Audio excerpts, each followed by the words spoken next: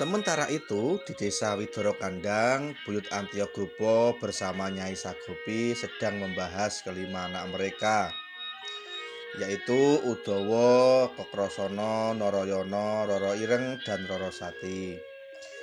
Kelima anak tersebut memiliki perilaku yang berbeda-beda. Narayana gemar berkelana dengan ditemani Udawa. Setiap kali pulang ke rumah, selalu saja ia berceramah menasihati ayahnya sendiri, seperti layaknya orang tua. Adapun anak berikutnya yaitu Kokrasana, rajin bekerja di sawah. Berangkat pagi, pulang petang. Ia seorang pemuda yang rajin bekerja, tetapi mudah marah. Yang paling aneh adalah Kokrasana menanam pohon beringin kurung kembar di halaman rumah seperti layaknya alun-alun, membangun tembok seperti benteng, serta memelihara gajah. Jika hal ini sampai terdengar oleh Prabu Basudewa, tentu Buyut Antiogopo akan mendapat peringatan keras. Sementara itu, Rara Ireng menjadi kembang desa, sering menyebabkan para pemuda saling berkelahi memperebutkan dirinya. Adapun si bungsu Rara Sati gemar menunggang kuda seperti laki-laki, tidak peduli jadi bahan pembicaraan tetangga. Tidak lama kemudian datanglah Arya Prabu Rukma yang dikawal Detya Kolonosuro dan pasukannya. Buyut Antiogopo dan Nyai Sagopi menyambut kedatangan mereka dengan penuh hormat. Arya Prabu Rukma menyampaikan undangan Prabu Kamsadewa kepada Kokrasana dan Narayana agar hadir ke Istana Mandura untuk mengikuti pertandingan adu jago yang akan digelar 7 hari lagi. Ia juga menyampaikan niat Prabu Kamsadewa yang ingin mengambil Rara Ireng sebagai istri. Arya Prabu Rukma kemudian bertanya di manakah Kokrasana dan Narayana saat ini berada.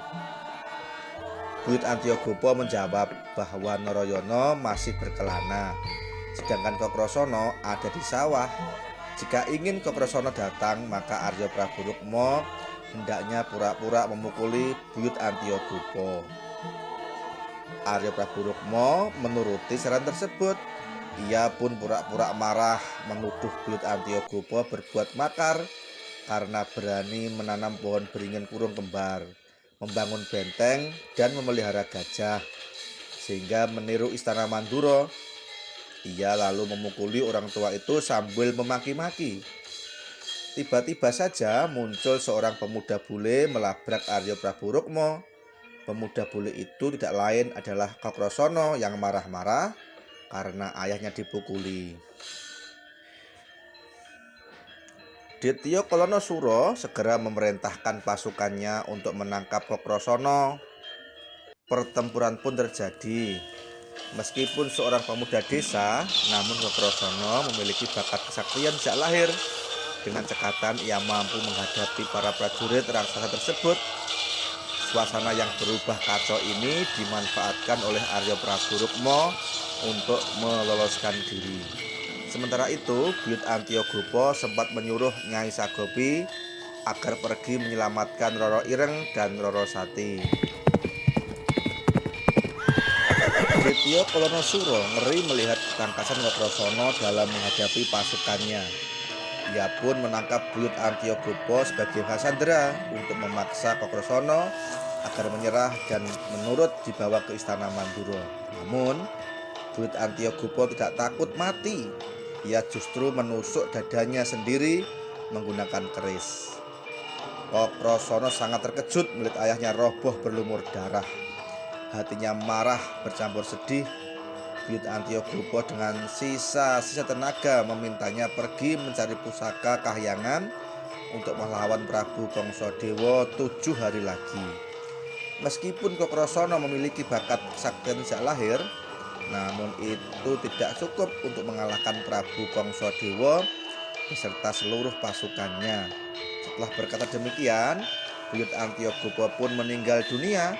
Kokrasana segera melesat pergi memenuhi wasiat terakhir ayahnya itu.